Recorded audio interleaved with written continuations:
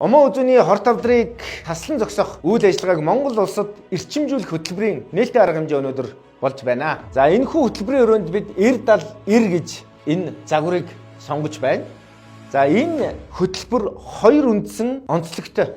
Эхнийх нь бол хаан уул дүүргийн эрүүл мэндийн төвтэй дэлхийн эрүүл мэндийн байгууллага болон бусад олон улсын байгууллагууд хамтран ажиллаж байна. Хоёр дахь онцлог бол энэ хөтөлбөрийн хүрээнд эрүүл мэндийн яам, нийслэлийн эрүүл мэндийн газар, хаан уул дүүргийн засаг даргын тамгын газар, хавдар судлалын үндэсний төв, мэргэжил арга зүйгээр болон зохион байгуулалтаар хамтран ажиллаж байна.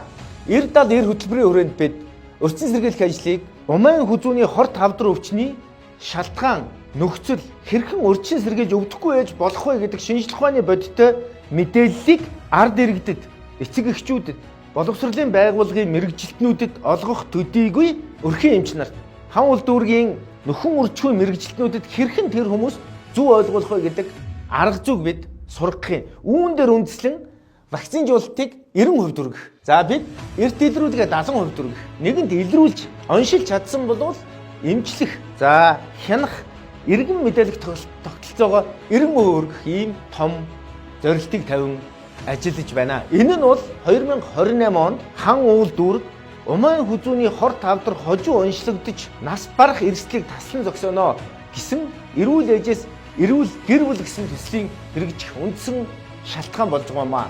Үндсэн суурь болж байгаамаа. Ингээд бид бүхний эрүүл ээжээс эрүүл гэр бүл гэсэн энэхүү төслийг дэмжин ажиллаж байгаа бүх хүмүүс, бүх байгууллагуудад талархлаа хаан уул дүүргийн иргэдийн өмнөөс илэрхийлж байна. Эрүүл ээжтэй байж ээж, эрүүл хүүхэдтэй, эрүүл аавтай байх бид боломжтой. Монгол хүн бүр эрүүл байх болтугай.